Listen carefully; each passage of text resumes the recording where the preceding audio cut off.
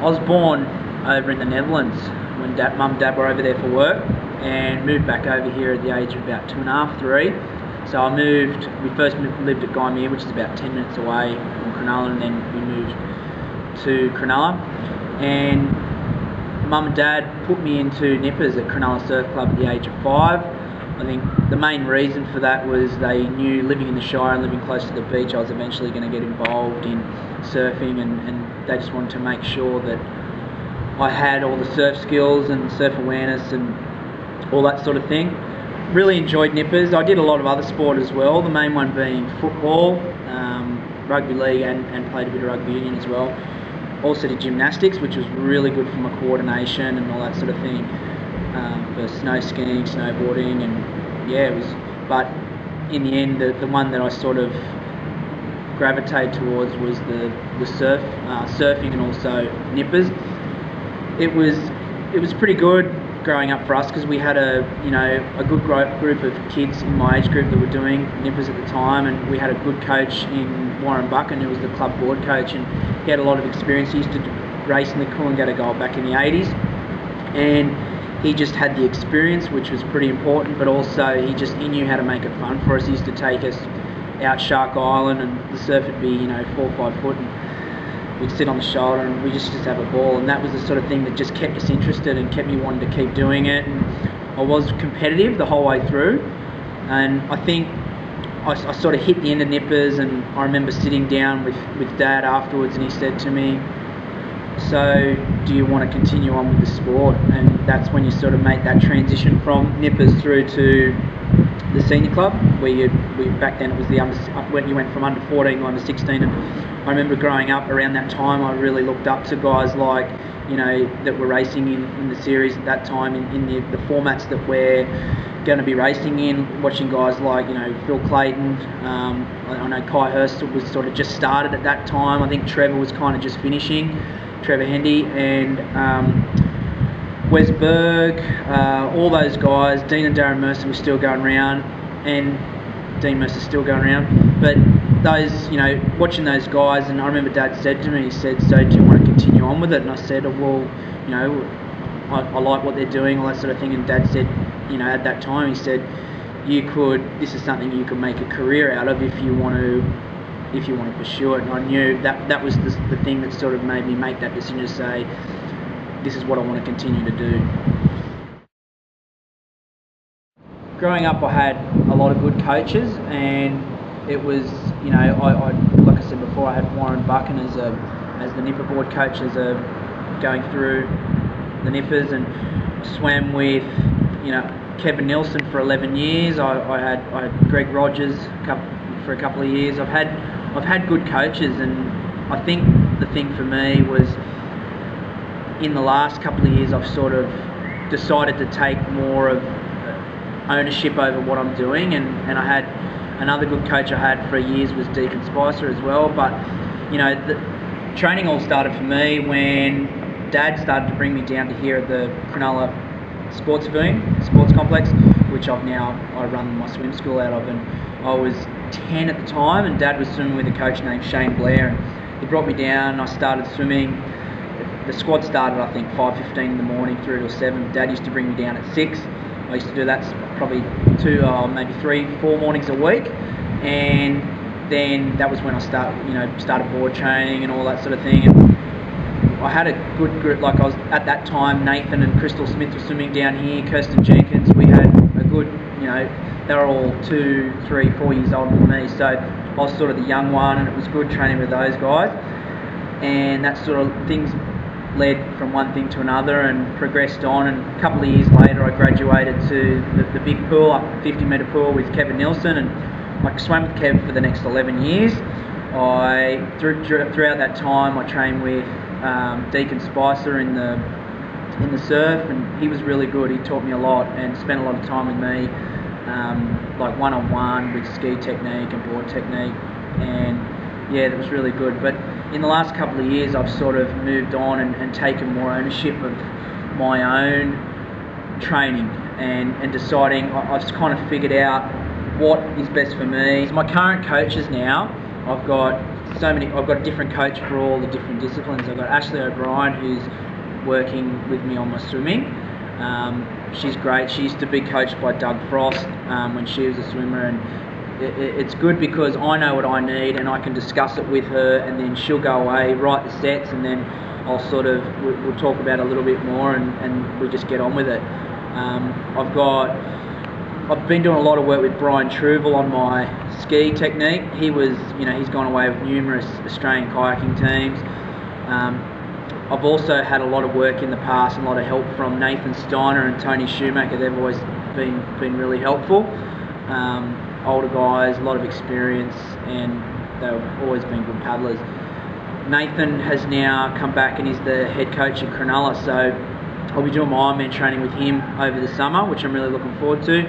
Richard Bluey Garnsey also is the board coach, and I'll be training with him over the summer also. I haven't been able to train with Nathan or Bluey at the moment because I've been working with the nippers at the same time in the afternoon, and it just gets dark too early, so that's something that's going to start over the summer. I've been working with Jock Campbell on my running, and Jock has just improved my running out of sight. His business is Jock Athletic, and as much as I don't look forward to it, the sessions he's put together for me and does with me on the track is just, it's been really helpful.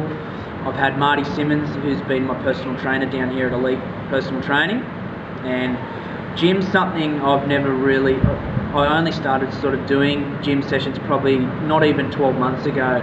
I've always sort of steered away from it because I just found it always made me too sore, but he's been really good because he's kept me on track with it and kept me honest.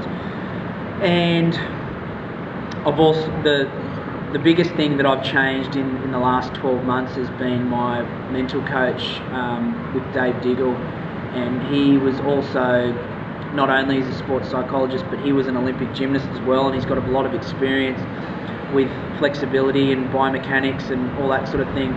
And once a week we do I stretch every day, but we do a really hardcore flexibility session, and where he just rips me apart, but I found that's really helped. And the mental side of it with what we do, everyone's so close in ability, and I think the mental side of it is what will set you apart from your other competitors, and I think that sort of goes over the top of everything that you do, and I've sort of made him sort of the master of, as well as myself, of everything that comes together, and it seems to be working so far. Everything's improving, so everything's going according to plan.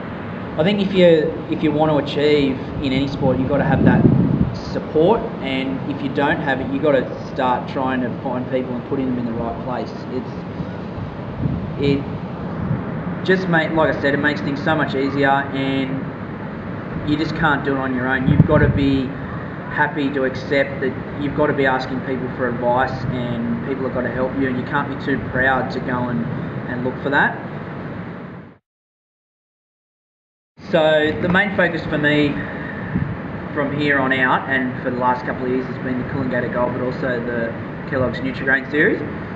I'd first decided, I'd been trying to get in the Nutrigrain series for probably about 5 years, and I think first 3 goes I missed out by the 1 spot or 2 spots. I was always very close, and then I decided to do the Coolangatta Gold in 2008, and my main reason for doing that was to try and get the work under, do the work, especially for the ski leg, to try and improve that, so that going into the Nutrigrain trial I'd be prepared. It seemed around that time that a lot of the guys that were getting in were the ones that were doing the gold, so they were really fit, and they had that strong ski leg because of all the work they'd done. Even though I'd trained for the gold, it was pretty interrupted for me that year, and that was when I just started the swim school, and my result in the gold was pretty terrible actually. I finished, I think, 20th, and then just more interruptions, and I tried to, again, I missed out by 1 spot on getting into the series. After I did the gold that time, I swore I would never ever do it again. It was a pretty painful experience. I went out too hard. I blew up, I think, about 12 minutes in the race, so yeah, I said I'd never do it again. Next year I was pretty unfit, and I'd done no training, 9 weeks out from the gold last year. I thought, I need some motivation to get training, so I'm going to do the gold. And a few people thought I was telling some fibs, and then in that 9 weeks I got reasonably fit, did the race, but just tried to rectify all the mistakes I'd made the year before from having no experience doing the race, and went around the course and finished in the top 10. So I was happy with that, and I crossed the line, and one of my mates, Ben Squires, finished a couple of spots in front of me, and the first thing he said to me when I crossed the line was, "So are you going to do it next year?" And straight away the answer was yes. I just knew that it was something that I really wanted to do. Even though the year before was a very painful experience, it was something I've got the bug. I've got the Dean Mercer bug, and it's something I'm going to just really, really go hard for. So this year I've been preparing really hard for it. I've done the work this year. I know I'm not going to make any big predictions or comments on where I'm going to finish, but I will say you're going to see it will be my best result, and you're going to see a different Mark Simpson in that race than you've ever seen before. Last year doing the gold, even though I'd only done a short preparation, it was a perfect sort of platform for me to work off getting ready for the Nutrigrain trial last year, and that helped me. I got into the series last year and got in and sort of thought I was, to be honest, I just didn't know what I was doing. I didn't have the experience, and getting through the trial is tough, but going and then racing in the series, it just goes to a whole nother level again.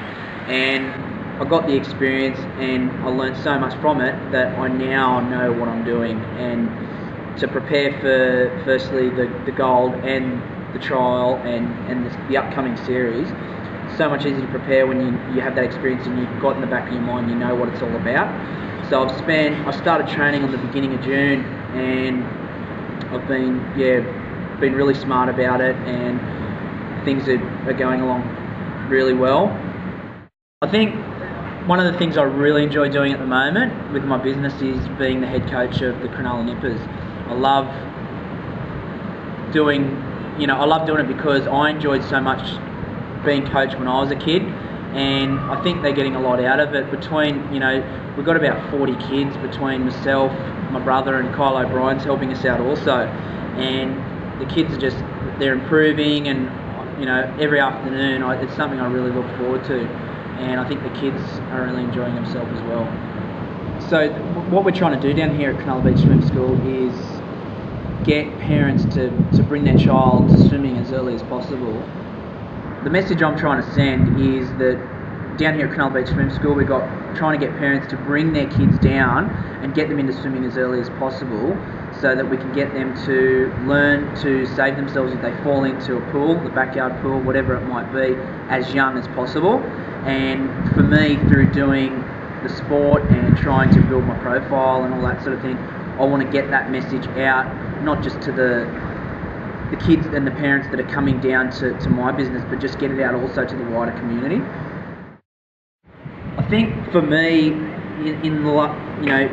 a big difference for the last probably 18 months has been that firstly I've taken more ownership over what I'm doing myself, but I've also got more sponsors and a support crew around me. I've always had my family and my parents, but I think you need a lot more than that. You need, as I said before, I've got numerous different coaches for different legs, but also I've got people that are willing to help me and do things, that if I didn't have them there, it makes it so much harder. I've had sponsors that have come on board, and I think, it all started probably a couple of years ago. I got a phone call from Wes and Jay Berg, and they rang up and they wanted to give me a board and get me going. They just started up their board company, and I had Mango ring me up, Mango Racing, give me a set of paddles, and then obviously I was working with Vichy, so I'm working with Vichy, so that was a given. But other people that come on board, like Goo Energy Gels, I've had Ranella, I've had all these different brands that have come on, Ozflight surf skis, all these different brands that come on board, and it makes things so much easier, and your goals so much more achievable.